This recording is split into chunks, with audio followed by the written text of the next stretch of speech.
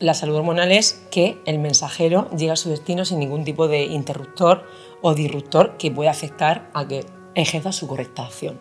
Llevar un proceso biológico tan importante y tan disruptivo para el organismo como es un embarazo debe estar en una situación emocional lo mejor posible, ¿no? Lo mejor posible. Cuando se pasa un umbral, el cuerpo es capaz de decir, ahora no hay embarazo. Es que el órgano que más rápido envejece es el ovario. El ovario se daña muy fácil, de hecho cada ovulación es una cicatriz, literal. Los rectos abdominales se van separando y esta diástasis es fisiológica durante el embarazo, que hay veces que vienen mujeres preocupadas, María, tengo diástasis y tal. Ya, es que es normal, es que tiene que haber diástasis. Necesitas 3 coitos a la semana y con esa fertilidad tienes las posibilidades de tener un embarazo por debajo de los 35 años un 20%. Y ahora ya está demostrado que para tratar la diástasis abdominal, para conseguir que esa línea alba tenga más tensibilidad y que el abdomen sea más funcional, hay que trabajar los rectos del abdomen. No eres lo que comes, sino también lo que comió tu madre. La edad biológica es la edad de tus células, lo que estábamos hablando de esas maquinarias, esas fuentes de energía, son capaces de eliminar desechos, de barrer desechos y si hay un acúmulo no van a poder. El embarazo es un estrés biológico importantísimo que produce un envejecimiento de la mujer, pero es un envejecimiento reversible. Y la edad biológica cambia en la edad cronológica, que es la del DNI, por el hecho de los factores estresantes que tenga tu cuerpo.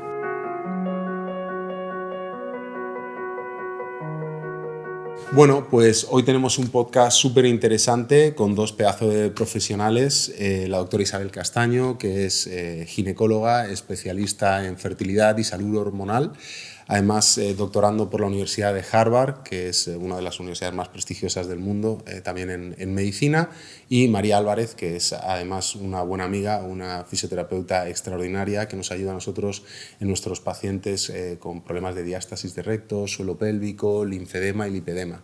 Entonces es un podcast súper interesante para hablar de salud de la mujer y de temas que están muy de moda y que son muy importantes para nuestras pacientes y para todas las mujeres en general, y yo creo que lo hemos preparado para que sea un contenido muy útil, sobre todo, ¿no? Nutritivo. Exactamente. Sí. Bueno, pues bienvenida gracias. Las gracias. dos. Gracias, María. Gracias. Y lo primero que te voy a preguntar, tú podríamos decir que eres una experta en salud hormonal, ¿no? ¿Qué es la salud hormonal? Bueno, buena pregunta. Yo creo que, ¿cómo definimos? Las hormonas, como sabemos, y los que nos dedicamos a la salud son mensajeros. Pues bien, la salud hormonal es que el mensajero llega a su destino sin ningún tipo de interruptor o disruptor que pueda afectar a que ejerza su correcta acción. Cosa que hoy día sabemos que vivimos en un mundo soberana con demasiada información, de manera que creemos que cualquier cosa puede perturbar nuestra salud hormonal. Pero la salud hormonal la tenemos toda la vida y al final forma parte de uno de los ejes principales, no funcionando solo, porque funcionan también junto con el eje neurológico, el eje inmunológico, el eje digestivo, y la salud hormonal es parte de estos ejes donde encontramos un equilibrio hormonal, de manera que la mujer, si bien sabemos que no es como el varón, que no se puede trabajar de manera estable porque una mujer es cíclica, yo lo comparo con el Sol y con los planetas, porque es cíclica tanto mensualmente con el ciclo menstrual como a lo largo de su vida. No es lo mismo una mujer en adolescencia que una mujer en la menopausia. Entonces esos cambios hormonales tienen que estar bien preparados para poder afrontarlos y que no haya ninguna perturbación. Por ejemplo, amenorreas, por ejemplo, que no vuelva la regla después de un trauma, etc. O sea que al final esa salud hormonal es cuando esas hormonas son capaces de llevar a cabo todos los cambios físicos. ¿Y qué afectación tiene para una mujer perder esa salud hormonal, esas alteraciones en sus hormonas? Claro, depende ¿no, María? Depende de cuándo le ocurra. O sea, al final lo hablábamos antes, que ahora, por ejemplo, vienen muchas chicas que, por ejemplo, por los vídeos que llegan a ver o por las redes sociales, tienen afectación de su eje psicológico, piensan que se comparan continuamente y ese estrés acaba apagando el eje cerebro-ovario, de manera que su regla desaparece. ¿Por qué? Porque el cuerpo percibe que ese estrés que le está causando ese problema, sea físico o sea imaginado, lo que sea, ella percibe que ya no lo sabe, pero el cerebro sabe que no está en el mejor momento para tener hijos, que ese es el funcional del eje hormonal ovárico. Entonces, en ese momento se apaga. Esto es un ejemplo, pero puede ser pues, una menopausia anticipada, bueno, ya sabemos que la parte genética también influye, pero la menopausia anticipada se sabe que puede ser de mujeres que han tenido también un trauma y de repente dejan de ciclar, dejan de tener la regla y así un largo etcétera. Es como que el cuerpo, esa interacción entre la mente y lo biológico y lo hormonal, es como que detecta que en una situación de estrés, correcto, el cuerpo dice, no, es que no es el momento para que te quedes embarazada o no es el momento para que sigas menstruando, para que sigas teniendo ciclos, vamos a poner la energía en otra cosa, ¿no? Vamos a poner la energía en salir de la situación de estrés emocional en la que estás y no en quedarte embarazada, porque una persona para llevar un proceso biológico tan importante y tan disruptivo para el organismo como es un embarazo, debe estar en una situación emocional lo mejor posible, ¿no? Lo mejor posible. Cuando se pasa un umbral, el cuerpo es capaz de decir, ahora no hay embarazo. Por eso se oye mucho, ¿no?, el típico caso de la mujer o la pareja que ha estado intentando tener hijos durante muchísimo tiempo, tratamientos, va a consulta y de repente se rinden y al año siguiente, ¡zasca! Sí. Cuando se ha desestresado, cuando ya no está pensando en quedarse embarazada, y eso se oye con frecuencia, es real que esto ocurre. Sí, pero buena pregunta, Carlos, porque yo creo que eso es un problema del profesional que lo dice en consulta, y es que lo que decimos, ya por volver al tema del ciclo menstrual, que es para mí y para cualquier profesional es un mensajero mensual que te está diciendo cada mes, oye, este es tu chequeo de salud. Porque fíjate, si perturbas, si aumentan el sangrado, si aumentan los coágulos, si aumenta el dolor, algo está pasando. Lo más normal, la inflamación, pues lo que decimos, ¿no?, que hay demasiadas señales en el día a día que al final acaba afectando a todos los ejes, dentro de ellos el eje hormonal ovárico. Pero efectivamente, o sea, una mujer que se relaja y el cortisol baja, de repente pues consigue que los chakras se alineen en su cuerpo hormonal y que se quede. Pero es un error en consulta cuando dicen, oye, vete que cuando te vayas de vacaciones te vas a quedar embarazada. Eso es un grave error porque la mujer piensa que ha sido una desatendida y no hay ningún tipo de empatía por parte del profesional, cuando en verdad lo sabemos. O sea, de hecho, en verano aumentan las tasas de embarazo un montón. Una de las cosas también por la vitamina D, pero por la relajación de no tener que estar con el día a día. La vitamina D y el sol, ¿no? ¿Cómo afecta el sol a la fertilidad? No, por eso las horas de sol, Carlos, nos van a ayudar a sintetizar esa vitamina D que está deficiente en el 85% de mujeres de nuestra edad. O sea, que imagínate qué mínimo, ¿no?, que chequear eso antes de buscar fertilidad. Entonces, esto que aumenta naturalmente durante los meses de verano nos va a ayudar a esa parte. O sea, por eso el verano, por una parte el solecito y la buena vida, y por otra la relajación de no estar con los típicos hándicaps del día a día, de los niños, o sea, de niños no en este caso, del trabajo y del estrés que supone lo que sabemos ahora, ese estrés baja y de repente el eje hormonal ovárico rinde mucho más. ¿Por qué? Porque el embarazo y la ovulación, sabes que es inflamatorio. De hecho, es un problema que la mujer se tome, por ejemplo, si le duele la tripa durante la ovulación, es un fallo tomar antiinflamatorios, porque se ha visto que puede no romper el cascarón, como digo yo, el ovario, ¿vale? Como si fuera un huevo, no se rompe y se puede quedar retenido, de manera que no se libera el óvulo para ser fecundado. Y eso se vio en Harvard, sí. O sea que si te duele ahí, bueno, una manta eléctrica... Sí, y analgésicos no, ni siquiera paracetamol. Ni siquiera paracetamol, porque al final, bueno, no pasaría nada, pero se ha asociado a que no ovula. Y hay que distinguir entre lo que es un dolor que no te imposibilita hacer un día a día normal con un dolor que es propio, o una sensación de contracción uterina, que al final son contracciones uterinas lo que sentimos. Lo que pasa es que en un útero chiquitito en vez de un útero grande, ¿no? Entonces es lo mismo. Y ver cómo podemos gestionar ese dolor sin tener que tomarnos nada, ¿no? Que se puede hacer pues, con ejercicios, se puede hacer con pues, una mantita eléctrica, cualquier cosa que nos ayude a aliviar esos síntomas. Y también en la percepción del dolor es muy importante el estado de ánimo del paciente y el nivel de ansiedad del paciente. Entonces, eso es muy, muy importante manejarlo. Isabel, ¿cómo afecta nuestro estilo de vida a la salud hormonal? ¿Y cuáles son los determinantes de estilo de vida más importantes para tener una buena salud hormonal? Buena pregunta, pero yo creo que también lo sabes que es en el momento en el que vivimos. ¿No creéis que es eso? Porque al final el sistema digestivo, donde al final acarrea todo lo que es la nutrición y parte del sistema inmunológico, como hemos comentado, tiene que trabajar más por la mala calidad que está recibiendo continuamente. ¿Y qué pasa? Que antiguamente tus padres se iban a un hotel y tomaban su cortado con leche entera y un pan blanco y no pasaba nada.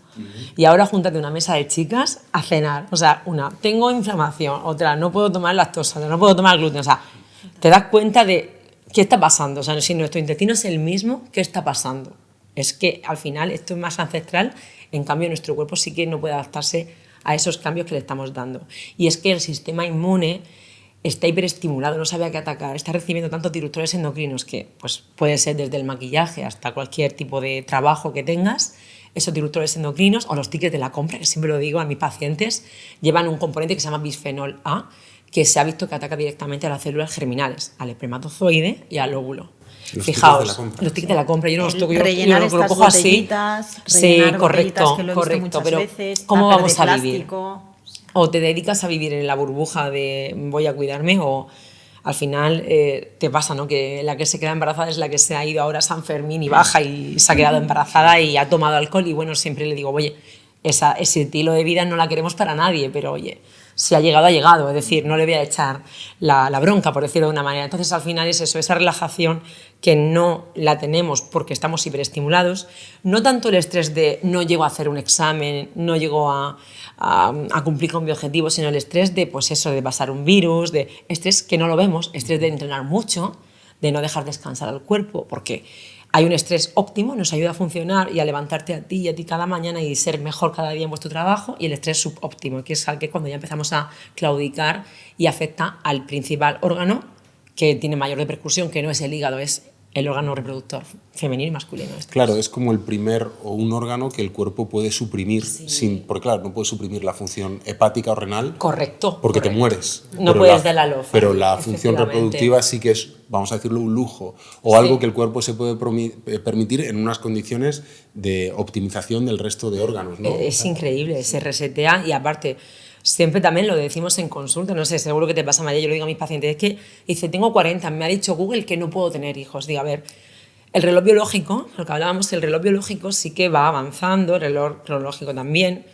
Tú te ves en el espejo y tú solo ves que te aumentan las patas de gallo, pero es que el órgano que más rápido envejece es el ovario.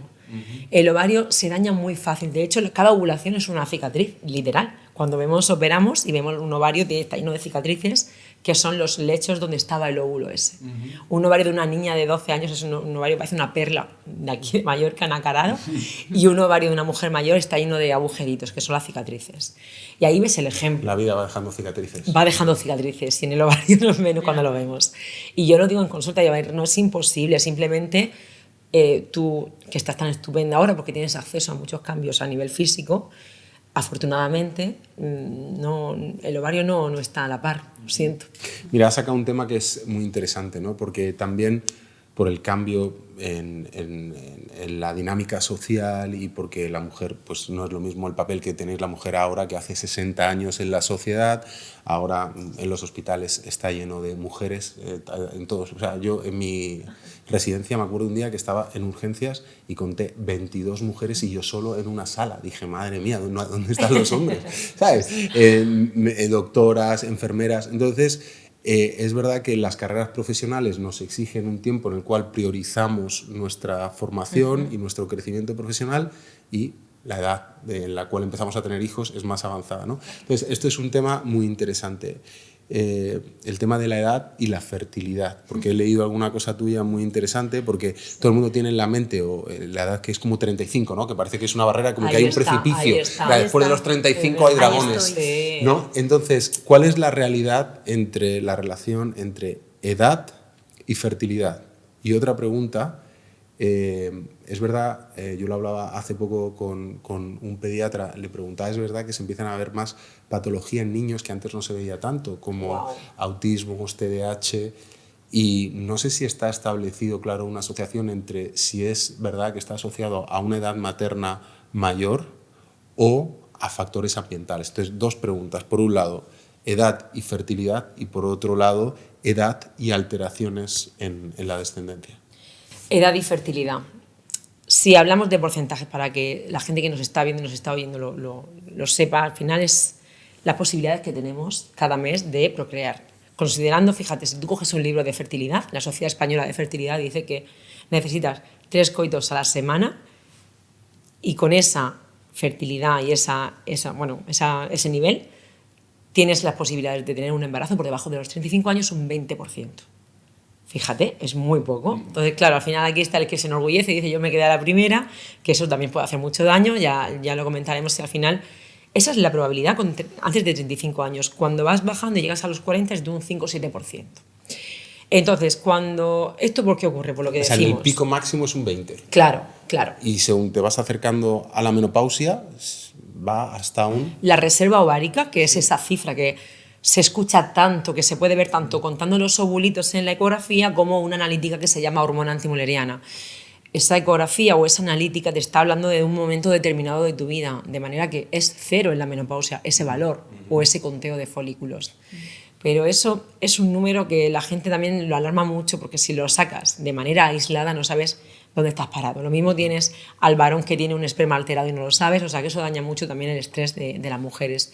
Y es un tema que se hace frecuente. Ahora vas a la peluquería y la gente está hablando de la reserva ovárica, ¿sabes? Es un tema que a veces yo me quedo callada, digo, soy ginecóloga, no sé si comentarlo o no, pero no, fuera de contexto, es un término que simplemente te está diciendo cuál es tu reserva por si acaso tuviéramos que estimular. Quiero decir, cada mes nuestro cerebro le manda señales al ovario y le dice, oye tú, júntame los 20-30 mejores óvulos que tengas. Pues ellos, muy obedientes, se juntan los mejores, pasan de la corteza y a empezar a reclutar y a formarse. Y claro, de esos el más sensible a las señales del cerebro va a ser el óvulo dominante, el que el día mitad de ciclo, día X, 14, imagínate, rompe y se libera. Esos son esos 20-30 de una mujer en edad fértil que tiene una buena reserva de óvulos. ¿Qué pasa con una mujer con baja reserva, que está ya en los 40 y pico? Que si bien ovula todos los meses, en lugar de juntarse 20-30, se juntan 9, 8, de los cuales para elegir tienen menos opciones de elegir el más guapo, ¿vale? O sea, que al final lo que ocurre es menos posibilidad de elegir uno con buena calidad, ¿entendéis? O sea, es simplemente cuestión de números, desgraciadamente. Y luego está la calidad, que la calidad, pues mira, Carlos, María, chicas de 20 años tienen síndrome de ovario poliquístico, que eso antes no se veía tanto. Lo tienen en el 22% de la población. Ya no son las chicas gorditas, con barba, que salían antes en las fotos que buscábamos cuando estudiábamos medicina, sino ya son chicas delgadas, muy exigentes consigo mismas, que su glándula suprarrenal también es capaz de producir andrógenos, que es una hormona masculina que desajusta los ciclos, de manera que también tienen mala calidad de los óvulos y menos capacidad de quedarse embarazadas porque tienen al final mucha cantidad de óvulos pero inmaduros, no llegan a madurar. O sea que el extremo es lo que sabemos, la baja reserva que se asocia a esos 35 para abajo. Pero chicas muy jóvenes también tienen mala capacidad si tienen patologías como esta. Y claro, ahora en la sociedad en la que vivimos y depende también el nivel profesional de las mujeres que estemos hablando y sus carreras, a veces tienen que planificar cuándo van a ser madres, ¿no? Claro, y planifican. Y yo tengo en mi entorno personas que dicen, oye, no sé, me estoy acercando a esa barrera de los 35, que es una barrera como mental que hay, no sé si tengo que hacer una extracción ovárica, congelar óvulos. ¿Tú recomendarías una planificación para una mujer que diga, mira, he pasado los 30 y pico, no sé si en los próximos 2 años me voy a quedar embarazada y no sé si más adelante voy a querer o no? ¿Recomendarías que lo hiciesen? ¿Y en qué momento? ¿Y en 100%. Qué momento? Mira, ahí meto los factores de la calidad. Lo que decía, pues estamos hablando de la cantidad, pero la calidad puede estar afectada en diferentes momentos de la vida de la mujer, con 20 y con 40. Lo normal es que de la mano, la mala calidad está asociada a la mala cantidad también, ¿no? Pero chicas de 20 años, como digo, pueden tener mala calidad, con resistencia a la insulina, con diabetes. O sea, yo tengo chicas con metformina, con 20 años. Dicho esto, al final, ¿cuándo es el mejor momento? Cuando tú creas que estás ajustando todas las tuercas de tus maquinarias. Quiero decir, el cuerpo es una máquina. Tus unidades son tu fuente de energía, que son las mitocondrias. Aquí es donde se va, como cuando barres, ¿no? Se va eliminando los desechos y a veces se satura. Pues eso se va acumulando con el estrés que estamos diciendo, los tóxicos y demás. Al final, el mejor momento es cuando tú creas que todo lo que se sabe ahora para mejorar la calidad lo tienes en mano. Mejorar la vitamina D, tomar antioxidantes, sí que lo recomiendo porque hoy día no es lo mismo el magnesio para hacer tomate que había antes, que hay ahora. Entonces, al final, casi siempre tenemos ciertos déficits que van a ir a esa unidad de energía y van a reforzar un poco a esa célula tan importante que no es la célula hepática, es la célula germinal que da vida, es el óvulo. Igual con el esperma, lo que pasa es que al final ellos terminan mucho más tarde la fertilidad, ¿no? Por decirlo de una manera. Entonces, en la mujer, cuando sepa que ha ido a un profesional, que le ajuste todo lo posible para la calidad, porque la cantidad es algo muy genético con lo que vienes del nacimiento. Has sacado antes un tema muy interesante, que es el tema del síndrome del ovario poliquístico, 20% de la población, con toda la repercusión que esto tiene para la salud de las mujeres. Y hay un fármaco que, de hecho, hay un artículo de Harvard que me encanta, que se llama, es la metformina, el Wonder Drug, es la droga maravilla, la metformina, porque lees lo que hay publicado sobre la metformina y sirve para prácticamente todas las enfermedades. Previene demencia, disminución de riesgo cardiovascular, o sea, tiene una utilidad enorme. Y se utiliza mucho el síndrome del ovario poliquístico, ¿no? Y hay muchas mujeres que tienen un síndrome del ovario poliquístico, no se quedan embarazadas, les ponéis la metformina. Correcto. Y se quedan embarazadas. Ovulan más, claro, eso es. Son chicas que no reglan porque tienen muchos óvulos inmaduros. ¿Qué hace la metformina a nivel ovárico? La metformina lo que va a hacer, yo como digo, es alimentar las células, es repartir, que la insulina toque a la puerta y meta la glucosa, porque al final son chicas que están cansadas, claro, no tienen energía, tienen todo dando vueltas, la glucosa dando vueltas por el cuerpo sin introducirse y dar energía en forma de ATP, como se dice, ¿no? Ese ovario al final es productor de andrógenos, la hormona masculina en exceso. Y esa hormona masculina se sabe que los receptores también están involucrados con la insulina, de manera que cuando bajamos, fíjate, yo creo que también María está de acuerdo conmigo, no se sabe si es el huevo o la gallina. A día de hoy, si el problema del síndrome de ovario poliquístico es por la resistencia a la insulina, que no mete bien, no guarda bien lo que tiene que hacer en la célula germinal, o el problema de los andrógenos que acaban produciendo resistencia a la insulina, no se sabe. Entonces tienes que atacar diferentes frentes. Pero a mí me pasa mucho que por eso tengo ese arsenal terapéutico de nutricéuticos, porque lo utilizo mucho por varias cosas.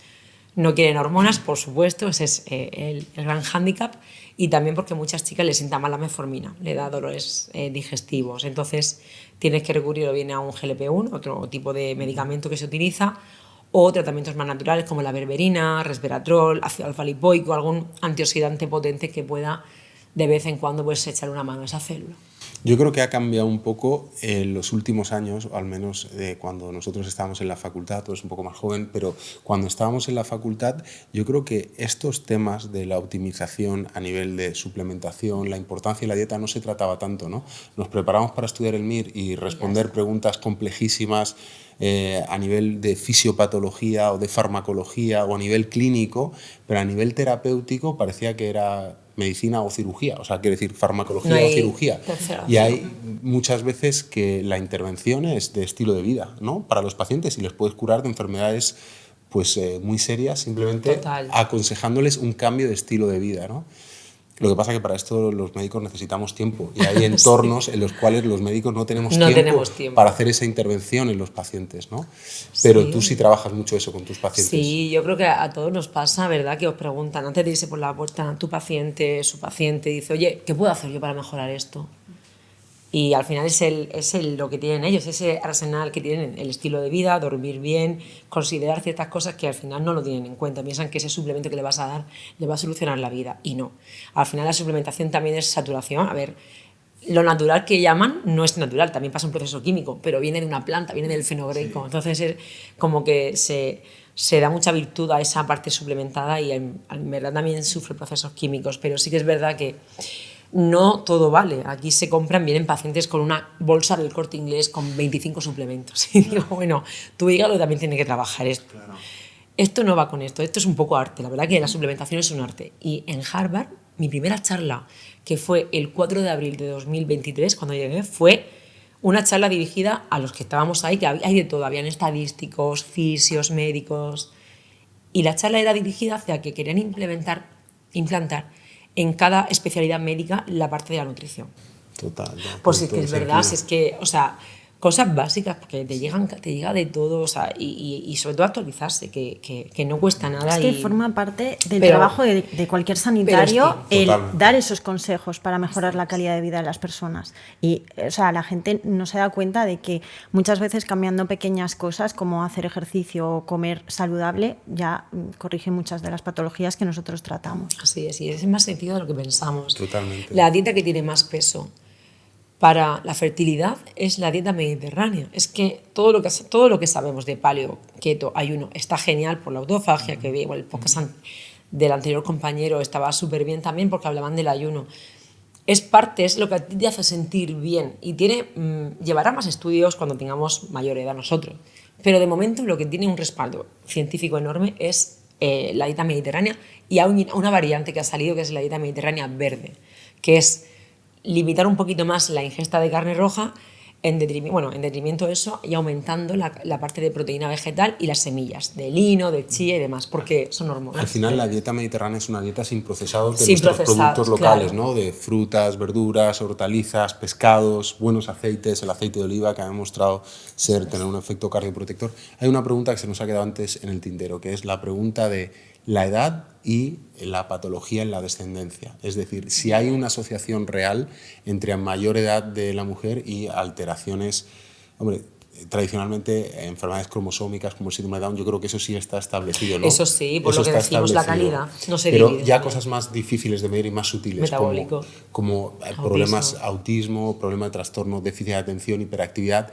¿Existe esa asociación? ¿Está demostrada científicamente o es un conocimiento en la calle que no tiene respaldo científico? Tiene respaldo, pero no tiene nombre mucho. O sea, al final, el síndrome alcohólico fetal que estudiamos en la carrera no lo vemos. Porque eso era de una madre alcohólica. O sea, es que ahora, pues, si bien se sabe que en cuanto alguien dice que se puede tomar una copa de vino o lo que sea, ya se saltan las alarmas, y es verdad que hay que llevar mucho cuidado porque no se sabe cuál es el límite. O sea, al final que un niño tenga un menor déficit intelectual ya parece que si la mamá se ha tomado una copa de vino es la culpable. No se sabe ese espectro, pero está asociado. Eso por un lado. Y luego sí que es verdad que la parte metabólica, todo lo que haga la madre, al final no eres lo que comes, sino también lo que comió tu madre. Esa frase la digo mucho y es que la mamá cuando ha tenido síndrome metabólico, ha tenido diabetes también mellitus, los hijos nacen con ciertas, o sea, están como decimos, en cierta situación rara dentro del útero, están dentro recibiendo no tanta gestión del azúcar, no tanta gestión de los alimentos, de los macronutrientes. Cuando salen y han tenido ya ese poder ellos de poder ya trabajar con su propio hígado, su propio intestino, enseguida desarrollan problemas metabólicos. Y esto pasa en niños chicos, los que nacen con 2 kilos en la semana 38, imagínate, que se llama crecimiento intrauterino retardado, esos niños tienen el doble de riesgo de desarrollar una obesidad con 5 años. Son niños chicos, pero han estado en tal adversidad metabólica dentro del útero que cuando salen hacen de las suyas, ya funcionan por sí. Somos lo que comemos y somos lo que comía nuestra madre. Total. De hecho, lo hablábamos el síndrome de ovario poliquístico. Se ha relacionado con procesos de depresión de la madre claro. en el momento de estar embarazada. Sí, y la falta de omega 3 en el embarazo. Y fijaos la parte de la exposición a andrógenos. Las hormonas siempre las dividimos en femenina, estrógenos y masculina, la que tenemos todos, pero se asocia al varón. La mamá que ha estado expuesta a disruptores endocrinos que han elevado esa hormona masculina, las niñas tienen riesgo de síndrome de ovario poliquístico. Sí. O sea, es lo que te digo, que ya es una pregunta que hacemos en consulta. Oye, ¿tu madre cómo le fue en el embarazo? Y al final llegas un poco a... Y en el fondo cuidarse no es tan difícil, ¿verdad? No es tan difícil, porque uno escucha todo esto y dice, oh, qué barbaridad, ¿no? No. Pero en el fondo cuidarse es fácil, porque es lo básico siempre, ¿no? Es tener una dieta saludable, una dieta mediterránea, evitar tóxicos. El alcohol, aunque sea legal, es un tóxico, el tabaco, aunque sea legal, es un tóxico, y intentar tener, que es otra parte muy importante, una buena salud emocional, ¿no? Rodearte de un entorno que emocionalmente para ti sea sano, ¿no? Al final esa es la clave. Hemos estado hablando de tóxicos y de luego de alteraciones emocionales que afectan al niño mientras la madre está embarazada. Es que es increíble. Una cosa que has mencionado antes y que me parece que está ahora mismo es súper actual y se le está dando la importancia que tiene es la microbiota, ¿no? Para la gente que nos vea que no sepa qué es la microbiota, primero explícanos qué es la microbiota y qué importancia tiene el desarrollo de enfermedades y sobre todo a lo que nos compete a nosotros hoy, el tema de la salud hormonal. La microbiota es, Carlos, lo sabemos, ¿no? Es ese cúmulo de bacterias que tenemos en el intestino que, bueno, forman parte de uno de los grandes ecosistemas que tenemos. Tenemos la microbiota digestiva, que es la mayor, pesa hasta 2 kilos, imaginaos. La microbiota oral y la microbiota vaginal, no nos olvidemos de eso, que esa es súper importante. Y es que al final son productores de ciertos pues metabolitos intermedios, que eso quiere decir cuando nos alimentamos pasan nos ayudan a trabajar cositas para que el intestino lo absorba, y esas bacterias tienen que estar en equilibrio. Si bien ahora, seguro que los que nos están viendo, al fin y al cabo, y lo enlazo con la anterior pregunta, quieren mejorar su salud. Y nosotros, desgraciadamente, estamos sesgados, solo estamos rodeados de profesionales de la salud, en redes vemos salud, pero el 32% de la población española tiene sobrepeso. O sea, quiero decir, seguro que nos están viendo y parte quiere mejorar a través de estos momentos y estos espacios para mejorar la salud. Y es que esa microbiota que tenemos es capaz de ayudarnos a digerir y a mejorar parte de todo esto. A nivel hormonal incluso, o sea, esa microbiota es capaz de, cuando los estrógenos se han producido en el ovario y pasan por todo el cuerpo, pasan por el hígado y luego pasan al intestino, si hay un desequilibrio de bacterias, es capaz de reabsorberlo, de manera que van a estar dando vueltas. Y se ha asociado eso a problemas de hormonas, tanto femeninas como masculinas, miomas, fibromas en el pecho, dolor de regla, migraña, etc, etc. Fijaos qué interesante. Y solo por el cambio de bacteria. Y lo que decíamos, ahora está de moda el SIBO y los diferentes apellidos del SIBO. Hablaba con un digestivo hace poco y es que el SIBO ha estado toda la vida, como ya sabemos. Para quien no lo sepa, ¿qué es el SIBO? El SIBO es un sobrecrecimiento bacteriano. Al final, como todo, el intestino son bacterias ahí oleadas a lo largo de nuestra vida, pero antiguamente se pensaba que estaban malito de la barriga y ya está, y tenían gases y punto. Ahora se sabe que tienes un sobrecrecimiento bacteriano.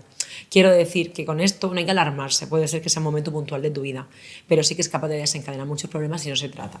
Fíjate, y este conocimiento es relativamente reciente, porque yo me acuerdo de estudiar, no sé si te acuerdas tú, el síndrome de intestino irritable con unos criterios que eran los criterios de Roma, que te tenías que memorizar aquello. Y ¿sabes? Catalogaban a mucha gente con problemas digestivos cuando no sabían qué era, enfermedad inflamatoria intestinal, síndrome de intestino irritable, y ahí les dejaban pobres, no había herramientas. Y ahora de repente los digestivos, ¿no?, están investigando un montón sobre microbiota, tratamientos antibióticos para mejorar esa microbiota. Y esto te quería preguntar, ya nos has hablado sobre la importancia de la microbiota. ¿Cómo cuidamos la microbiota? O sea, ¿qué podemos hacer para que nuestra microbiota sea sana? Sea sana. Es difícil, Carlos, es difícil porque, por lo que te digo, es muy difícil controlar todo lo que nos llega de lo que no sabemos. Entonces, comentabas antes que es muy fácil hacer una dieta mediterránea, pero a que tú cuando tienes un día libre, a lo mejor me equivoco y tienes varios días, pero cuando tienes una mañana libre para irte al mercado a comprar el tomate, luego a la carnicería y a la pesca, ¿tú cuándo tienes tiempo para eso? No tienes, te vas a un gran supermercado, una gran superficie para comprar. O, yo qué sé, esto es muy difícil conseguir que todo sea ideal. Y al final somos lo que comemos y lo que comió nuestra madre, y ahí es. O sea, es muy difícil controlar eso. Entonces, ¿qué pasa? Que el intestino, pues todos esos tóxicos que se llaman endotoxinas, porque llegan a nuestro intestino, se inflama. Eso pasa ahora con el gluten. O sea, el gluten hay intolerancia sin ser totalmente alérgico, ¿no? Y es que es porque es una proteína grande y al final tiene una inflamación, porque sí, una fisiológica inflamación del intestino para que absorba la proteína del gluten, que es grande. Cosa que ahora, pues si hay ya permeabilidad intestinal, que eso es cuando nuestras bacterias intestinales llamadas enterocitos dejan filtrar más los tóxicos, pues hay un festival de todo, crecen las bacterias que no deben, etc. Y luego puede haber muchas patologías que igual no son graves, no son muy limitantes, pero que nos afectan a nuestra calidad de vida, pues el síndrome de la fatiga crónica, todo este tipo de cosas que pueden estar asociados con la microbiota, ¿no? Enfermedades, fibromialgia, enfermedades que antes no sabemos la causa, que pueden estar relacionadas con la microbiota. Y eso se empieza a estar ahí, pero no forma parte de un chequeo rutinario. O sea, a todo el mundo le miden el hierro, a todo el mundo le hacen hemoglobina, le piden un recuento leucocitario, pero ¿a quién le estudia la microbiota? No, forma parte de la historia clínica, de la anamnesis. Total, o sea, no se te puede pasar a una mujer que pasó de no tener coágulos a tener coágulos, o que ha empezado a tener dolor de regla, preguntar cómo va al baño, o qué siente cuando come, o cómo se levanta y cómo se acuesta de inflamada. ¿Y cómo se estudia la microbiota? Esta es de la manera indirecta, y como te digo, al final la manera directa, pues con test de aliento o una prueba de eso, como tú quieras hacerlo. O sea, al final, por la parte digestiva alta o la parte digestiva baja. Pero es muy fácil intuirlo, y como al final el tratamiento definitivo pueden ser antibióticos, la manera preventiva de si tú ya tienes una sospecha de que esta chica, en este caso una mujer, tiene sobrecrecimiento bacteriano, sí que con ciertos selladores digestivos, glutamina, goma guar, alguna cosita así, más probióticos, te puede ayudar a desplazar un poco lo que no nos interesa. Y te digo, me ha ayudado en patología ginecológica, es que somos un 360, y eso lo decimos siempre, ¿no? Creo que cada vez somos más especialistas integrativos. ¿Tú recomiendas de manera generalizada a tus pacientes el uso de probióticos? Sí y no, depende de lo que cuentes. Si tiene también, a ver si, por ejemplo, tiene malas digestiones y no sabes el origen y demás, si ha tenido patología previa digestiva, yo no toco eso. No toco, no me quiero meter, porque al final cada cosa con su especialidad, pero sabiendo, como decimos, teniendo esas pinceladas de la medicina integrativa, sabes que mejorando con probióticos en tandas de, imagínate, 1 mes, 2 meses antes del verano, la que tiene también problemas vaginales, porque al fin y al cabo hay cierto reservorio digestivo que acaba repercutiendo en la salud vaginal. Entonces, en cuanto a darlo por en óvulo vaginal o darlo por boca, preferimos vía oral, ya que te hacen un conjunto de beneficios. Y una cosa que nos compete a los tres, ¿no? Que es cómo cambia el cuerpo de la mujer durante el embarazo y después del embarazo, ¿no? Y esto les preocupa mucho a las mujeres, ¿no? Cuando se van a quedar embarazadas, esos cambios que van a tener a nivel hormonal, a nivel fisiológico y a nivel anatómico, ¿no? Desde el punto de vista hormonal, cuáles son los cambios que se producen en un embarazo y después de un embarazo, en el puerperio, cómo afecta eso a la salud de la mujer. Y luego, María, háblanos de los cambios anatómicos, ¿no? ¿Qué ocurre en el suelo pélvico, que es tu gran campo de expertise, y en la pared abdominal de las pacientes? ¿Qué ocurre a nivel hormonal con una mujer en el embarazo y después? Hay un frenesí, hay un subido que no sé por dónde empezar. O sea, al final es tanto la subida como la caída. Fíjate. Hay, a ver, como todo, si sube la hormona del embarazo, que es la conocida como beta-HCG, hormona coriónica humana, es normal que afecte al centro nauseoso. Pero obviando ese problema que le afecta al 70% de chicas, la subida de estrógenos, que es la hormona, vamos, a mí me chifla el estrógeno, soy estrógeno lover, y es que es una hormona que ya lo sabemos, imagínate, es como sentirte cerca de la ovulación siempre, pero en momentos high, o sea, estás con esa vidilla, te sientes segura, te sientes en la piel, o sea, en la piel estás hidratada. O sea, el estrógeno te hace estar bien. Te hace oxidar mejor las grasas, o sea, te mejora la sensibilidad a la insulina. O sea, claro. Entonces, claro, todo eso te hace entender también la menopausia, lo que ocurre luego. Entonces, esto sube no antes de la ovulación, que sube poquito, sino sube mucho, mucho el estrógeno. De manera que todo esto tiene un beneficio. Por eso muchas mujeres embarazadas se sienten tan bien, también, quitándolo de las náuseas, te sientes perfecta, y también claro. Desde fuera se las ve tan guapas. Sí, exacto. O sea, que mucha gente, es verdad. Y bueno, y luego la progesterona, que es la hormona progesterona, progestación, nos ¿Eres ayuda. progesterona lover o no? No tanto, pero se le deja muy olvidada, Carlos. A ver, tiene su aquel, porque fíjate, la hormona que ponemos cuando hay contracciones uterinas para relajar. Pero para relajar, relaja las contracciones uterinas y también relaja otras partes del músculo liso, como puede ser que aumente la pirosis, porque se abre un poquito el esfínter, porque se distiende más el intestino, por lo que hay más estreñimiento. Es decir, tiene cosas que no son tan buenas, pero te da mucha paz. Es la hormona de la segunda parte del ciclo menstrual, que también crece tanto. Y deciros que, para los que no lo sepan, todas las hormonas sexuales son grasas. Y esto quiere decir una pista, cuesta mucho fabricarlas, el cuerpo le cuesta mucho. Y vienen todas de un papá general, que es el colesterol. Pero no el colesterol de me como una hamburguesa y ahora tengo más hormonas, sino el colesterol interno. Y por eso sí que, a no ser que haya una dieta muy deficiente desde fuera de macronutriente grasa, sí que puede afectar. Por eso chicas muy delgaditas sí que pierden las hormonas. Pero todo, o sea, lo que es la placenta empieza a ser un precursor y una potente máquina de producir hormonas. Y luego viene la caída del posparto, que eso es increíble, porque al final todo, imagínate sumarle el rol de madre, tener ayuda, si no lo haré bien, sumarle la caída fisiológica de que te sientes triste, desplomada con esa caída hormonal, que te aumenta la serotonina en el embarazo. ¿Y qué hacer ahí para intentar contrarrestar esa caída hormonal? Mira, hay que asegurarnos, yo pongo siempre un suplemento, porque sí que hay algún estudio que con el hierro y con el omega 3 se sabe que disminuye el riesgo de depresión posparto. Entonces, tanto ayuda psicológica, no me cabe duda, quitando la parte profesional del suelo pélvico, que eso es fundamental, como la parte nutricional. Y bueno, eso hay cosas que no podemos controlar, como la ayuda paterna, eso ya es parte de la higiene que tenga esa mujer social. ¿Y la actividad física puede ser una herramienta importante?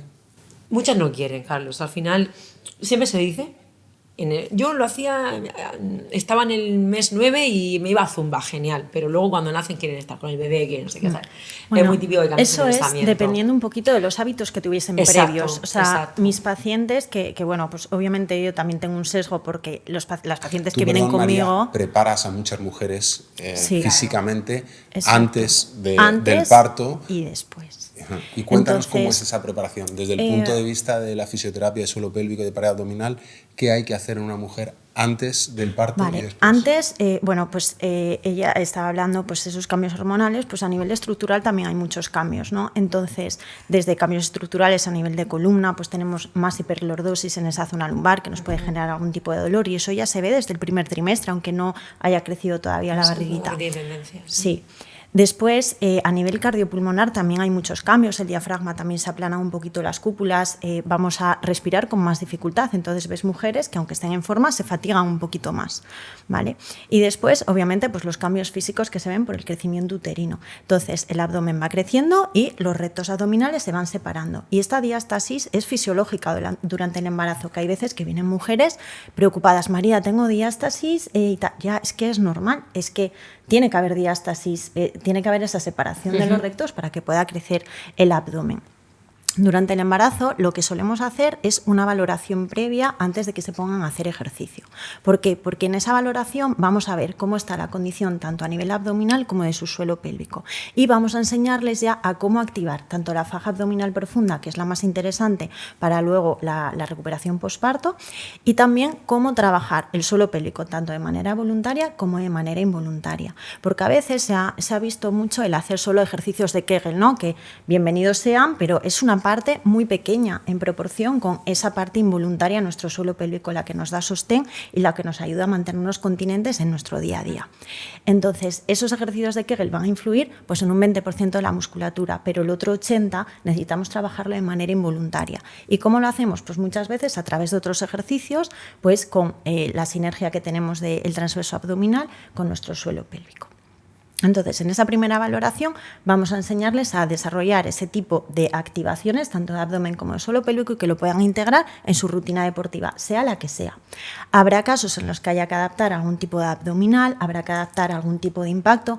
Ahora ya está demostrado que el impacto, si ya lo hacías previamente, o sea, si eres corredora o te dedicas a, no sé, a hacer crossfit y saltas, puedes seguir haciéndolo sin ningún tipo de riesgo. Lo que no vas a hacer es que de repente no estabas haciendo nada de ejercicio y ponerte a correr. Pues eso no tiene sentido, ¿no? Entonces, nosotros siempre intentamos que sigan haciendo el mismo ejercicio que hacían antes, pero adaptando pequeños ejercicios, ¿vale? Sobre todo a nivel abdominal. Esas adaptaciones pues, van un poco en función de cómo se van encontrando, en función de la semana en la que estén o el trimestre en el que estén. Pero es fundamental hacer ejercicio físico y hacer ejercicio físico de fuerza, sin tener miedo. ¿Cómo sabríamos en qué nivel de intensidad tenemos que trabajar durante el embarazo? No podemos hacer una prueba de esfuerzo a una embarazada porque no es apropiado hacerlo en ese momento. Entonces, ¿qué hacemos? Pues test subjetivos. Hay test que ya están comprobados, que tienen mucha eficacia, que es el test del habla, ¿no? El test llamado. Entonces, es muy fácil de saber en qué nivel de intensidad estamos, ¿no? Si solo María, ¿qué tal estás? Bien, mal, sí, ¿no? Es que estoy en un nivel de una intensidad muy elevada, me estoy pasando, ¿no? Si tú solo respondes con monosílabos. Pero si de repente estamos aquí teniendo una conversación como la que estamos teniendo, muy fluida, como los típicos que ves en el gimnasio, en la elíptica, charlando, no sé qué, ahí seguramente no estemos haciendo nada. ¿Cuál es lo que deberíamos estar haciendo en una intensidad moderada alta? Pues poder decir frases cortitas, pero sin que sean monosílabos o sin tener que estar manteniendo una conversación normal, ¿no? Entonces, esto en embarazo se puede hacer perfectamente. Y luego, el sentido común. O sea, ¿cuántos kilos puede levantar María? Bueno, pues vamos a ver cuántos kilos puedes levantar haciendo un peso muerto, haciendo una sentadilla, que estés controlando tu abdomen, que estés controlando tu suelo pélvico y que realmente no esté habiendo ningún factor de riesgo que pueda hacer que empeore cualquier situación, ¿no? Entonces, para mí lo más importante en la prevención durante el embarazo y el trabajo que más hacemos es ese, es el adaptar los ejercicios tanto de abdomen como de suelo pélvico en una rutina deportiva, la que le gusta a la paciente. Yo siempre recomiendo que sea algo de ejercicio de fuerza. Y después, a partir de la semana 32-34, empezamos a hacer el masaje perineal para elastificar bien toda la zona perineal y evitar pues, posibles desgarros el día del parto. ¿Y en el posparto? Y en el posparto, yo siempre les digo, el primer mes a las pacientes que ya han estado conmigo, que podemos hacer pequeños ejercicios de activaciones de transverso, activaciones de suelo pélvico. ¿Por qué? Porque van a tener un bebé que van a cargar, que pesará 3 kilos, 3 kilos y medio, 4 kilos. Y eso seguramente sea un esfuerzo mucho mayor que estar haciendo activaciones y preparando tu abdomen y tu suelo pélvico. Entonces, siendo realistas y con mujeres sobre todo que ya hayan aprendido previamente a hacer ese tipo de activaciones de su transverso y del suelo pélvico, sin problema pueden empezar a hacerlos y además les irá mucho mejor después cuando hagamos la valoración. Ejercicios en declive que descongestionen la zona pélvica, mucho cuidado con el estreñimiento, porque el estreñimiento cuando tienen que hacer empujes puede ser un factor de riesgo que agrave alguna situación como un prolapso o como la incontinencia urinaria. Y después, al mes más o menos, una vez que ya hayan dejado de sangrar, les hago la valoración, revisamos que todo esté en orden y empezamos a hacer una pauta de tratamiento que en función de cómo esté cada una pues será de una manera o de otra, ¿no? La mayoría de los casos pues tenemos que trabajar mucho el suelo pélvico que se ha debilitado, el abdomen que también está muy débil, hacemos siempre una valoración ecográfica para ver cómo está su musculatura tanto a nivel superficial como profundo y empezamos con el trabajo que principalmente es ejercicio, aunque luego podemos combinarlo con muchas otras herramientas terapéuticas, ¿no? Y después también nos encontramos a veces pues con cicatrices que generan dolor, con alguna tensión a nivel vaginal, incluso en mujeres que han tenido parto por cesárea, tienen mucha hipertensión en esa zona, también, exacto, y notas pues vaginas muy hipertónicas que generan dolor. ¿En una cesárea? En una cesárea también. ¿Cómo es esto? Al final el suelo pélvico es parte de un cilindro con el diafragma, con el transverso y con la parte lumbar, entonces sí que como dice María también, o sea, es que se ven contracturas. La gente piensa que un parto produce elongación de los músculos y que todo se va a quedar, perdón por la expresión, más grande, ¿no? Más dilatado. Y no, pasa lo contrario. Hay micro roturas. La vagina es un músculo, como te puede pasar en el cuádriceps. Y se produce una retracción después. Claro, hay signos de guitarra, hay pequeñas bolitas que son contracturas musculares y eso ven las estrellas cuando tienen relaciones luego. ¿A que sí? Y muchas mujeres van con miedo a tener relaciones. Total. Entonces, su cuerpo reacciona de una manera involuntaria, generando una contracción involuntaria de la musculatura. Daño, exacto. Y al final tienen relaciones con dolor. Tampoco esto y es un establecido ciclo. de que la cesárea es más sana para el suelo pélvico, esto no es del todo cierto. Obviamente va a haber menos daño a nivel tisular. O sea, Es decir, el bebé no va a pasar. Sí, a nivel de suelo pélvico podríamos decirlo. Sí, puede haber ¿Qué daño. pasa? Que el propio embarazo ya es también un factor de riesgo que puede generar disfunciones del suelo pélvico. Las alteraciones del suelo pélvico no solo por el trabajo de parto. Claro, No hay tanto pujo, pero... No va a haber pujos en esa zona y no va a pasar el canal del parto del bebé, por lo tanto no va a haber un desgarro, no va a haber una episiotomía, no va a haber daño tisular, pero sí puede haber un descenso de órganos pélvicos simplemente por el peso de todo el embarazo, un prolapso de útero, de vejiga, eso sí que se ve, y también incontinencia urinaria, porque la debilidad del suelo pélvico no solo viene dada por el parto vaginal, sino por todo el peso que tenemos a lo largo del embarazo sobre esa zona. Por eso es importante también mantener un aumento de peso controlado, Controlado, no sí, dispararnos. sí. Es 1 o 1,5 kilos, ¿no? Por mes o más o menos. Mira, los 3 primeros meses nada y luego pues yo siempre lo digo, un yogur con nueces, siempre pongo el ejemplo, 300, 400 calorías por día si puedes a partir de eso, pero vaya, que yo creo que al final la gente es muy sensata, tienes un poquito más de hambre por las hormonas, no me cabe duda, pero con deporte todo se controla. ¿Y cuál es el muy a la aumento de par. peso que se considera óptimo a lo largo de un embarazo? Se supone que hasta 14 kilos o así, ya te digo, al final... Depende del peso previo, Mira, de la altura. Y... Siempre lo decimos, yo creo que siempre nosotros cuando lo pesamos, si el bebé, es decir, la mamá que coge menos kilos va a tener un bebé más pequeño pero sin ser patológico, es decir, no pasa nada. ¿Qué quieres? Un bebé de 3,800, porque a la mujer le encanta que le digas en ecografía que está gordito, que es precioso, y yo, no, tiene que estar pequeñito, hazme caso. Entonces yo siempre le intento maquillar un poquito lo bueno de tener un bebé con un peso bueno. Entonces le ayuda mucho a ver la visión del bebé no tan grande. Dicho esto, es eso, que si una mamá coge 6 kilos, genial, siempre y cuando el bebé esté por encima de 2,800 en la semana 40. Y quería volver un momento a la parte, ya que eres cirujano, la parte de la cirugía de la cesárea. Y es que, añadiendo a lo que ha dicho María, sí que al abrir y cerrar fascia, polulosa y demás, también tira de la parte vaginal. Yo ayer tuve en la consulta una paciente con 5 años de dispareuria, un dolor tremendo en las relaciones, lo refería como en la parte interna de la sínfisis del pubis, le habían hecho un montón de estudios y venía a ver. Yo durante un tiempo hice cirugía de nervio periférico y cirugía del dolor y en cuanto la vi me fui a la cesárea, exploré la cesárea, empecé a tocar con la punta del dedo y encontré signo de Tiner en el centro de la cesárea. Y el dolor se le refería, no, es que noto que me va adentro. Entonces es un dolor referido de un nervio pequeñito, atrapado en la cicatriz, que como un dolor referido, cuando ella tenía relaciones, era un dolor neuropático, que el tratamiento es sencillísimo, revisar la cicatriz de cesárea y ya está. O sea que la cesárea también tiene sus riesgos. Sí. Sí. Y María, hay una cosa que le preocupa un montón a las pacientes, y una cosa que me gusta de ti, María, es que eres muy clara hablando, ¿no? Y no das muchas vueltas.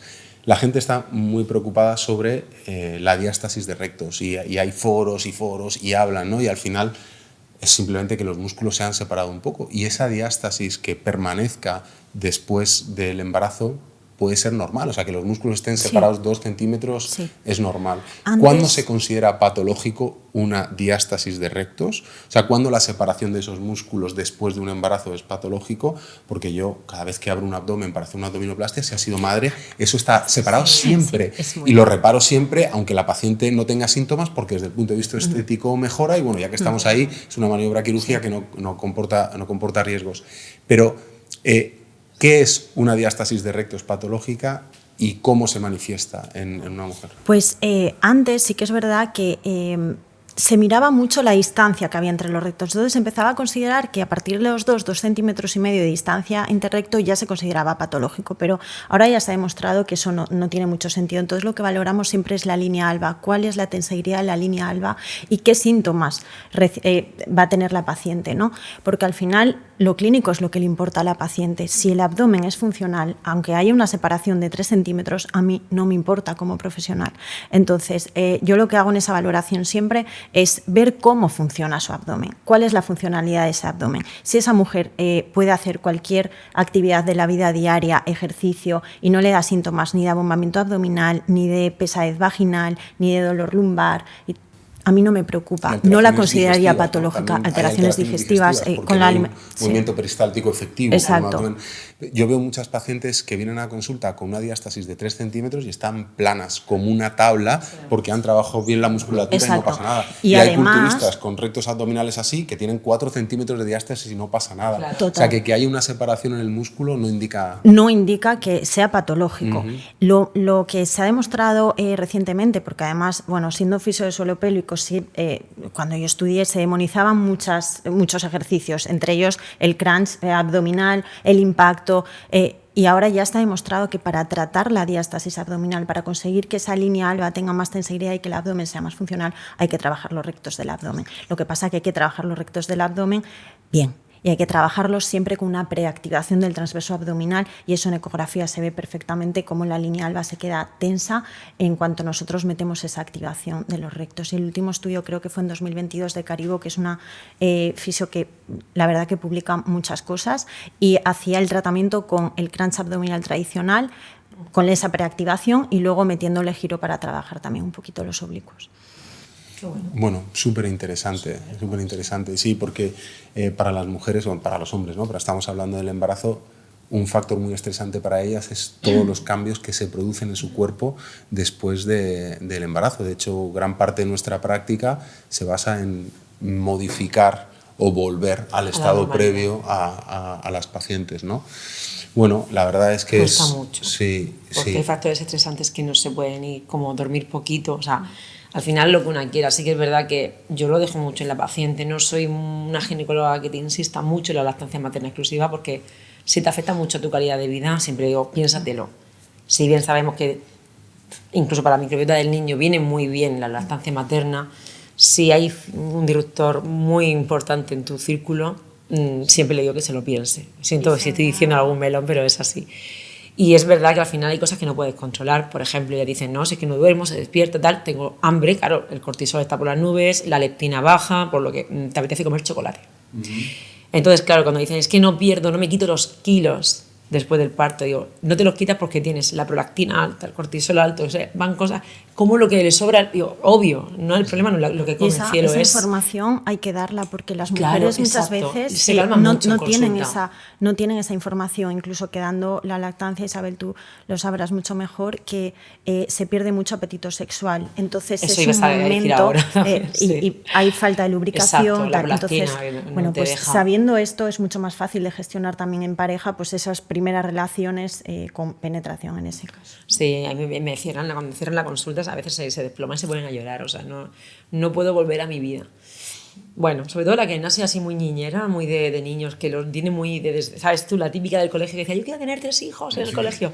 La que ha sido por lo que sea, que le ha venido todo demasiado así de sopetón, por llamarlo de una manera, se ve de repente que pasan los 9 meses rápido y se ve en una depresión camuflada o en una situación que no ve a la mujer que había antes del embarazo, no ve su vida sexual, que al fin y al cabo la llevó al parto, al embarazo, no ve la vida en pareja que tenía, no ve esas cenas, esas citas, no ve nada de lo que había antes del bebé. Y menos las cosas que tú puedes controlar, el deporte, lo que dependía de ti para tu bienestar. Es que en no el puedes deporte, hacer por nada. ejemplo, es bueno, hablando de ejercicio, ¿no?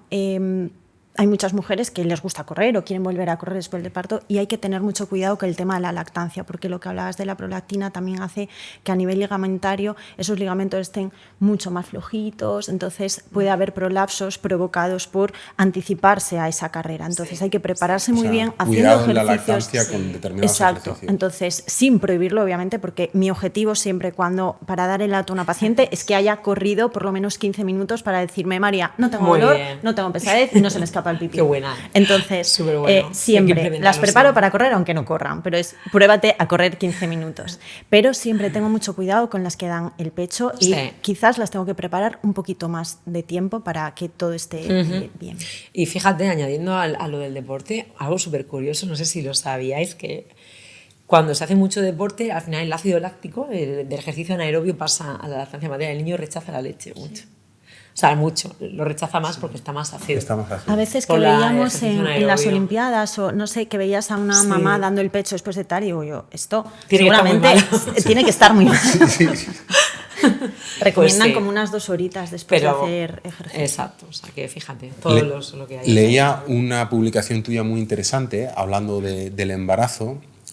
Hablabas sobre cómo el embarazo es un estrés biológico importantísimo que produce un envejecimiento de la mujer, pero es un envejecimiento reversible, ¿no? Y hablabas del concepto de la edad biológica y que esa edad biológica no es algo lineal, sino que puede ir y venir. Es decir, según el nivel de estrés al que estés sometido y según cómo te estés cuidando de factores ambientales, puedes tener una edad biológica mayor y dentro de 10 años estar mejor y más joven que 10 años antes, ¿no? Y esto se ve. Hay mujeres, yo tengo pacientes que me dicen que con 50 se sienten mejor que con 40. Claro. Yo tengo un muy buen amigo que cumplió 50 años el otro día y me dijo, estoy en el mejor estado de forma que he estado en mi vida. Y he estado bien siempre, pero se siente mejor con 50 que con 40, ¿no? Entonces, explícanos qué es la edad biológica, cómo se mide, cómo afecta el embarazo a nuestra edad biológica o cómo afecta a las mujeres el embarazo a la edad biológica y cómo se puede revertir la edad biológica, cómo se puede rejuvenecer. Es al final quitar el factor estresante, que en este caso si se fuera un embarazo, solo compara cuando ves a una mujer que ha tenido 8 hijos del pasado que estaban totalmente, las pobres, totalmente, si te das cuenta, abandonadas por el momento de criar y otro porque ahí te das cuenta del factor estresante en el tiempo. Una vez que lo eliminas sí que puede revertir, pero sí es verdad que la edad biológica es la edad de tus células, lo que estábamos hablando, de esas maquinarias, esas fuentes de energía, son capaces de eliminar desechos, de barrer desechos y si hay un acúmulo no van a poder. Cosa que lo comparo, mira, en pacientes que tienen hipotiroidismo, que pasa mucho en las mujeres, más que en el varón por lo mismo. El varón es mucho más monótono a nivel hormonal, la mujer tiene muchas subidas y bajadas que dan cabida y dan oportunidad a cualquier cambio en el eje, en este caso tiroideo. Y la paciente que tiene tiroides, que al final lo que rige es el metabolismo de cada célula, como digo siempre, no es lo mismo una célula hepática que una célula una germinal que da vida. Y cuando aquí se afecta, claro, es que afecta la calidad y afecta el funcionamiento y afecta a todo. Quiero decir que si el tiroides rige el metabolismo, te das cuenta que necesitamos un nivel mínimo de energía que se gasta para poder llevar a cabo reclutamiento de óvulos, ovulación, fecundación, implantación y desarrollo. Eso lleva una cantidad de gasto energético enorme, cosa que si hay una falta de energía, en este caso por una hormona tiroidea, va a hacer que no se pueda llevar a cabo. Son mujeres que tienen más tendencia a abortos o a que no se quedan embarazadas. Y así con cualquier cosa que te pueda perturbar tu energía. Por eso es muy importante tener casi todo lo que tú puedas chequear y todo lo que puedas ajustar en orden o con algún profesional. Sí que te digo que a la vez considero, o también es porque estamos sesgados, veo más ginecólogos, veo más endocrinos, más reproductólogos y más acompañantes de otros aspectos sanitarios que vamos todos al unísono para reforzar esas cositas que sabemos, porque al final nadie te asegura que llegando con una edad biológica buena a una fecundación in vitro vayas a quedarte embarazada. Te lo colocan ahí, pero ¿y si no se queda? ¿Y si no está a gusto? O sea, todo es... Y la edad biológica cambia en la edad cronológica, que es la del DNI, por el hecho de los factores estresantes que tenga tu cuerpo. Si son óptimos, van a ser buenos, pero el embarazo son 9 meses en alta tensión, en un gran gasto energético. Cuando se elimina, sobre todo ya después del puerperio, después de esos 40 días, 2 meses, todo empieza a volver, aunque sabemos que cosas no vuelven. Así que eso es lo que se considera lo que enlaza la edad biológica con el parto. No tengáis miedo, o sea, todo revierte, y sobre todo lo que dices, cuántas veces vemos gente más mayor que nosotros que está en su mejor momento y ha tenido otras etapas en las que ni siquiera abría Instagram y no sabía que había un estilo de vida saludable, ¿no? O sea, que sabemos que se puede. Yo creo que las redes sociales, que tienen cosas negativas, muchas, pero tienen muchas cosas muy positivas, ¿no? Y yo creo que el impacto que tienen las redes sociales para mejorar el estilo de vida de la gente es muy bueno, ¿no? Porque hay muchos ejemplos de superación, gente como tú o como María, que hacéis divulgación y que da información de calidad a la gente. Y vosotros lo notaréis. En la consulta la gente cada vez viene mejor informada. Y hay gente que está mal informada, pero hay mucha gente que ya viene con un nivel de formación que da gusto, ¿no? Y que hablar con ellos, entiendes, estás en la misma frecuencia que el paciente y es muy fácil terminar de darles el empujón para ayudarles, ¿no? Entonces yo creo que esto está siendo muy positivo. Ya para acabar, si tuvieses que dar una recomendación o un consejo a las mujeres para que cuiden su salud hormonal, ¿cuál sería? Para que cuiden su salud hormonal, no me cabe duda que una visita con alguien que sepa. ¿Y sabes qué pasa? Que es verdad que ahora, al recibir tanta información, Carlos, yo también considero que es un poco contraproducente cuando te viene el paciente el que sabe más. Y eso es un problema, porque viene pidiendo de las pruebas que quiere. No te deja que tú le cuentes eso, lo que te decía, cómo son tus digestiones. No te deja hablar. Y eso porque ha oído qué tal, y va cogiendo todo lo que quiere de la gente. Entonces, ahí sí que hay que intentar volver al médico paciente para que al menos sepa de que ha llegado hasta ti, porque al final cree en ti. Pero llegan con leyes y sí que tiene que haber relación médico-paciente porque tienen que ver en ti, obvio que tiene que ser empática, no puede ser nada frívolo, no puede ser nada, pues eso, como sabemos que hay muchos profesionales que los pacientes salen amargados de la consulta, pero sí que hay que considerar que estás ahí, estás up to date todo el día estudiando, cada post que hace María, cada post que hago yo lleva un montón de estudio, entonces todo lo que se publica, todo lo que la gente llega y recibe, hay que limarlo, hay que suavizarlo. O sea, luego hay una cosa muy importante, que es lo que te da cuando tú tienes una formación y años de estudio, que es la lectura crítica de las cosas, ¿no? Porque no, es que hay un artículo, pero ese artículo, ¿cómo está escrito? ¿Cuál es la metodología? ¿Quién lo escribe? El del ayuno intermitente. O sea, yo, por ejemplo, en el mundo de la cirugía plástica, pues yo sé que hay autores que lo que escriban va a misa, porque hay gente que sabes que es confiable, y hay autores que sabes que no te puedes creer nada de lo que escriban. Eso es cerraron los ojos, tiraron varios claro, entonces hay gente que es confiable y que publica y que es confiable, entonces por eso es importante tener una formación. Todo el mundo puede leer un artículo científico, no todo el mundo puede hacer el mismo nivel de lectura crítica de un artículo científico, ¿no? Y eso es muy, muy importante, pero claro, son matices que son difíciles de hacer entender para alguien que no sepa el esfuerzo que hay detrás ni el conocimiento que hay detrás. Entonces, el acceso, esto lo decía uno de mis grandes jefes, ¿no? El acceso a la información no mejora el conocimiento. No. Entonces, es verdad que la información es muy accesible, pero eso no hace que la gente tenga un gran conocimiento. Pero cuando un paciente con interés viene con información, viene con hambre de saber y es un paciente que realmente quiere que tú le ayudes, es mucho más fácil porque ya está en una onda en la cual te vas a entender mejor con él. Y a eso me refiero, ¿no? Sí, con que los pacientes estén mejor informados. No digo que sepan todo, sino que vienen ya con unas ganas de que tú les des forma a todo esto, ¿no? Y a veces vienen con creencias que no tienen ningún sentido y tú le explicas pues la realidad de las cosas, ¿no? Pero sí es cierto que hay mucha información y mucha gente tiene mucha información y piensan que por tener mucha información tienen mucho conocimiento. Exacto. Y no tienen ninguno, ¿no?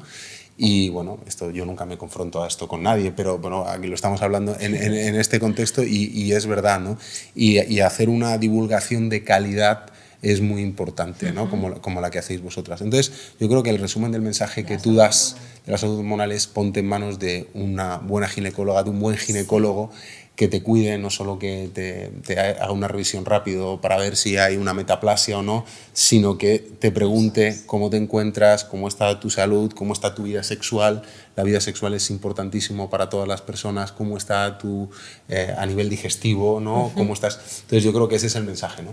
Hacer tus revisiones con tu ginecólogo, ginecóloga de confianza y que te ayude a cuidarte, ¿no? Fijaos que lo sabemos los tres, ¿no? Y los que lo estáis viendo, que tú haces scroll y ves, bueno, o no, o en internet ves perfectamente cómo hay curso de salud hormonal X, ¿no? Es muy raro que haya un curso de cirugía plástica, pero salud hormonal es muy fácil porque buena parte viene de aquí. Hay mucha psicología y con poquito que recibas de aquí y de allá, como bien dices, te lees 3 artículos y te puede dar pie a hacer un curso. Muchas veces no hay detrás profesionales como María, no hay ginecólogos tampoco. Por eso te digo que hay que tener mucho cuidado. Ahí me saltan por lo que te digo, porque al final por el algoritmo me saltan y me meto, llego al final y digo, pues, ¿quién son? Pero nos tenemos que Son hacer responsables de nuestra salud. Claro, por eso. Y en la contrapartida están los suplementos. Hay muchísimos en el mercado. Yo soy muy partidaria de los suplementos porque es lo que estudio en Harvard. Estoy en la parte de nutrición y salud de la mujer. Y sí que creo, o sea, yo por ejemplo trabajo con Cobo Labs, que es un laboratorio que está en Madrid y colaboramos con varios cirujanos de cirugía bariátrica, gente que también entiende mucho del metabolismo. Y me fío, o sea, cuando me dicen a mí, Isabel, cuando hago una ronda de preguntas, pon lo que recomiendes, digo, nunca lo hago porque no me gusta, pero sí que por privado le mando porque me gusta mucho trabajar con suplementos de calidad. Es muy difícil encontrar un laboratorio que lleve todo, que se va a ir a la célula, el suplemento, que no sea una forma química mala, que por eso hay tanta cosa, tanto en coach de nutrición, salud hormonal, que hay millones, de mejora tu SOP, mejora tu endometriosis, tu dolor menstrual. Pero esto le tiene que llegar a la gente, o sea, las personas tienen que hacerse responsables de su salud y buscar a los profesionales. Exacto. Y a mí no me importa que me pregunten, María, ¿y qué estudiaste y dónde? Es que yo estoy orgullosa de lo que he hecho. Y cómo ellos entonces, separan, no cuando saben hay otro que pues no te eso. ponen ni su currículum ni quiere decirte su formación, ay, pues ahí algo me está sonando mal. Entonces, si quieres llegar a buenos profesionales, no hay problema por preguntar su formación. Y hay una cosa que es común, que los grandes profesionales nos cuesta ser categóricos en algo, porque sabes, siempre te queda la sombra de la duda, porque sabes que nada es 100% cierto. Entonces, ya al paciente pues le tienes que transmitir eso, mira, esto es así, pero puede que... Sin embargo, la gente que no sabe es muy categórica. Para algunos pacientes, esa seguridad la perciben como no, esto es verdad absoluta. Entonces, mi coletilla suele ser, a día de hoy sabemos esto. Sí, claro, o esto puede. Hay que llevarlo todo siempre con pinzas, porque de repente puede cambiar todo, ¿no? Sí. Y eso lo vemos de manera continua y la población la gente en general lo lleva muy mal. No, antes decían que no se podía comer huevo, ahora que el huevo sí se puede comer. Sí. Antes decían que una copa, ahora que ninguna, ¿no? Entonces, sí, la verdad es que es cierto. Bueno, pues ha sido un placer. Muchísimas gracias. Qué rápido que pasa. Pues llevamos 1 hora y media.